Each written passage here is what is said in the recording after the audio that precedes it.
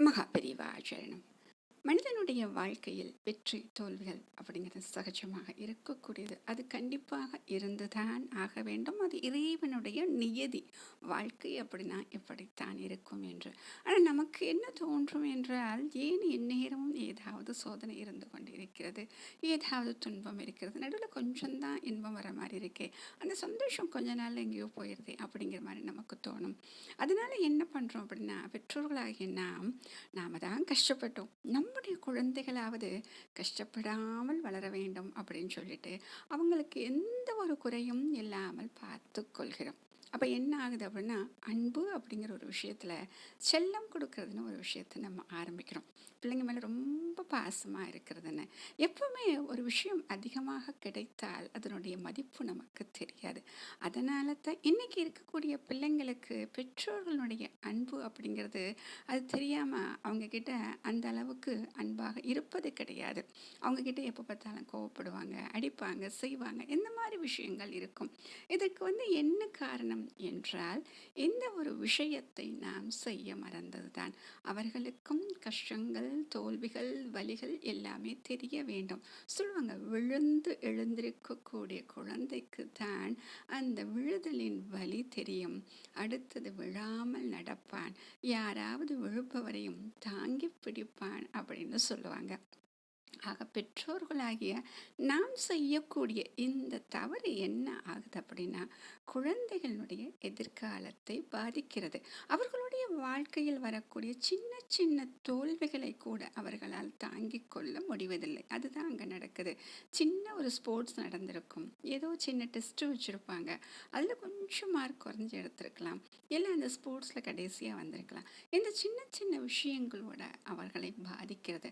ஆக எது இருந்தாலும் அவர்கள்தான் ஜெயிக்க வேண்டும், அவர்கள்தான் வெற்றி பெற வேண்டும் அப்படிங்கிற அந்த மனோபாவம் வந்துடுது. அழகாக சொல்லுவாங்க, ஜெயந்தி ஸ்ரீகிருஷ்ணன் சொல்லும் பொழுது, அவங்க இந்த மாதிரி மோட்டிவேஷன் ஸ்பீக்கராக இருந்து சொல்லும் பொழுது முக்கியமான ஒரு விஷயத்தை சொல்லுவாங்க. எப்பவுமே குழந்தைகளுக்கு கஷ்டத்தை என்னன்னு சொல்லி புரிய வைக்கணும், அவர்களிடம் நம்முடைய கஷ்டங்களை சொல்லி எப்படியெல்லாம் இருக்கிறதுன்னு தெரிய வைக்கணும் அப்படின்னு சொல்லுவாங்க. அதுக்கு அழகாக ஒரு கதையும் சொல்லுவாங்க. ஒரு விவசாயி, அவர் என்ன பண்ணுறாரு அப்படின்னா, சாதாரணமாக என்ன ஆகுது, இப்போ நிலமாக இருந்தாலும் சரி, எந்த ஒரு தொழிலாக இருந்தாலும் சரி, நாம் எதிர்பார்க்கக்கூடிய நேரத்தில் மழை பெய்தா, எதிர்பார்க்கக்கூடிய நேரத்தில் வெயில் வருதான்னு கிடையாது. மாறி மாறி வரத்தான் செய்கிறது. அதையும் தாண்டி இத்தனையும் நடக்கத்தான் செய்கிறது. அப்போ விவசாயிக்கு கோபமாக வருகிறது. இறைவனிடம் சென்று முறையிடுகிறான்.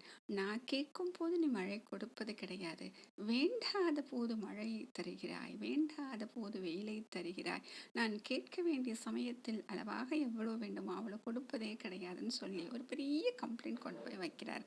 அப்போ கடவுள் முன்னாடி நிற்கிறாராம். உனக்கு இந்த நிர்வாகமே தெரியல, யாரையாச்சும் உனக்கு கீழே ஒரு அமைச்சரை வச்சாச்சு செய்யலாம் இல்லையா அப்படின்னு சொன்னோன்னே கடவுள் சொல்லுவாராம், ஆமாம் எனக்கு தெரியல, நீ வேணா செஞ்சு பாரு, நீ நல்லா செஞ்சனா உன்னையே கூட நான் அமைச்சராக வச்சுக்கிறேன் அப்படின்னு சொல்லுவாராம். அப்போ உனக்காக சின்னதாக ஒரு ஏக்கர் நிலம் மட்டும் கொடுக்குறேன், அந்த நிலத்தில் நீ நினைக்கிற மாதிரி என்னென்ன வேணுமோ கேட்குறியோ நான் அதையெல்லாம் கொடுக்குறேன், நீ அதே மாதிரி செஞ்சு நல்ல விளைச்சலை கொண்டு வா, அப்போ மீதி இந்த உலகம் பூரா உன்னுடைய கண்ட்ரோலில் இருக்கும், நீயே பார்த்துக்கலாம் அப்படின்னு சொல்கிறாரு.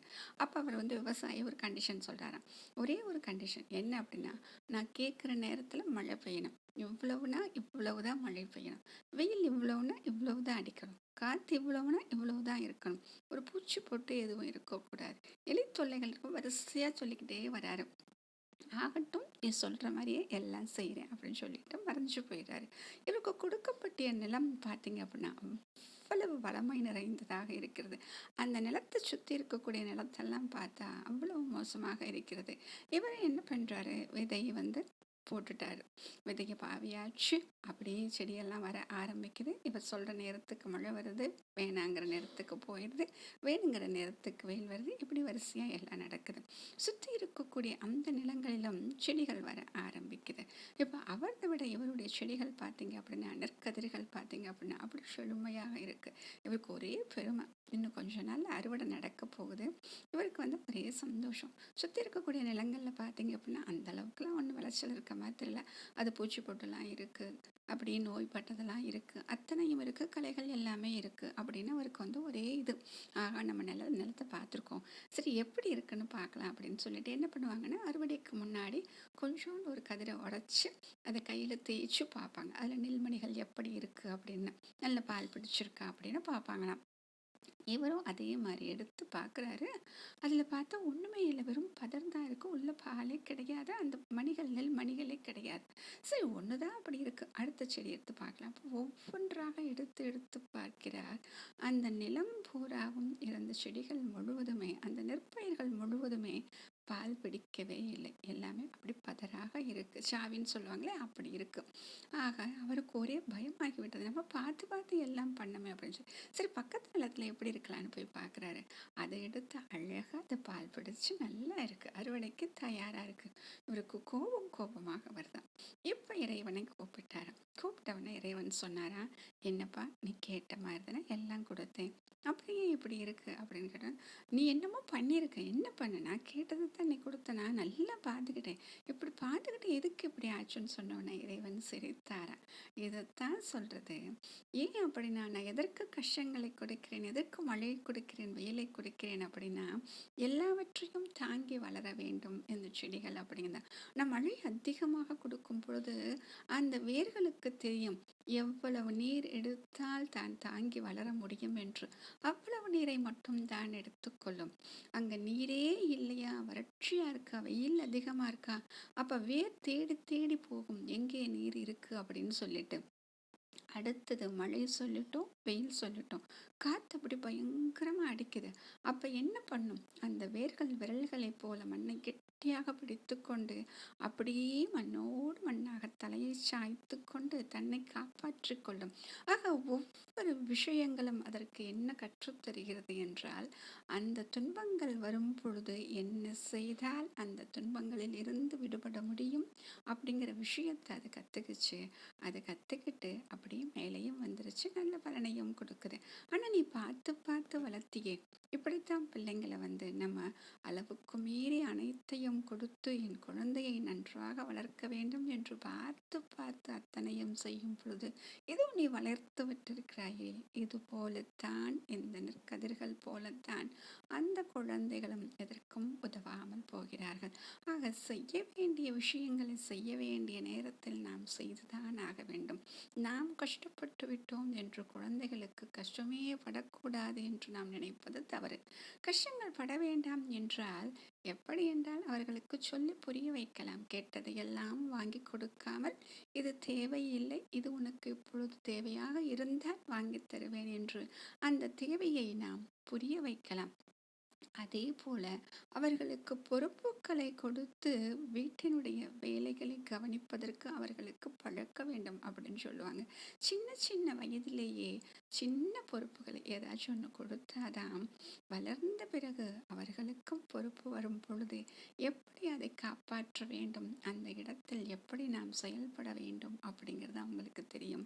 ஆக இந்த கஷ்டங்கள் துன்பங்கள் அனைத்தும் அவர்களுக்கும் பழக வேண்டும். அவர்கள் பழகினால்தான் இந்த உலகில் இதையெல்லாம் தாண்டி வெளியே வர முடியும் அப்படின்னு சொல்றாங்க. நம்ம குழந்தைங்களை பார்த்து பார்த்து கூட்டிட்டு போவோம். ஒரு வெளியில கூட்டிட்டு போறோம் அப்படின்னா, அங்க பிள்ளைங்க பார்த்து நடக்கிறதுக்குள்ள நம்ம ஒன்று சொல்லுவோம், பார்த்து பார்த்து அங்க பள்ளம் இருக்கு, பார்த்து பார்த்து. அந்த குழந்தைகள் பார்க்க வேண்டும். பார்க்காமல் கீழே விழுந்தாலும் விழுந்த பிறகு தெரிந்து கொள்வார்கள், அங்கே பள்ளம் இருக்கிறது, அப்படி என்றால் பள்ளம் இருந்தால் தாண்டி செல்ல வேண்டும் அப்படின்னு சொல்லிட்டு. ஆக இந்த விஷயங்களை எல்லாம் நாம் சொல்லிக் கொடுப்பதை விட அவர்கள் பக்கத்துல இருந்து அவர்கள் தடுமாறும் பொழுது ஒரு உதவி செய்வது போல நாம் இருந்து கொள்ள வேண்டும். ஆக அவர்களாக கற்றுக்கொள்ளும் பொழுது அது அவர்களுடைய வாழ்க்கையில் மிகவும் பெரிய உதவியாக இருக்கும். இன்று இவ்வளவு பெரிய வெற்றிகள் பெற்றிருக்கிறார்கள் என்றால் சிறு வயதில் இத்தனையும் கடந்துதான் அவர்கள் வந்திருப்பார்கள். அதனால்தான் அவர்கள் இந்த வெற்றியை எளிதாக பெற முடிகிறது. ஆக நாம் நம் குழந்தைகளுக்கு சொல்லிக் கொடுக்க வேண்டியது ஒன்றே ஒன்றுதான். கஷ்டங்கள் துன்பங்கள் வலிகள் வெற்றிகள் இது அனைத்தும் சகஜம். இதையெல்லாம் தாண்டி சாதிப்பது தான் மனிதனாகிய நமது கடமை. அதுதான் நம்முடைய முயற்சியின் மகத்துவம் அப்படிங்கிற விஷயத்தை அவங்களுக்கு சொல்லிக் கொடுக்குறோம். மகா பெரியவா ஆச்சரணம்.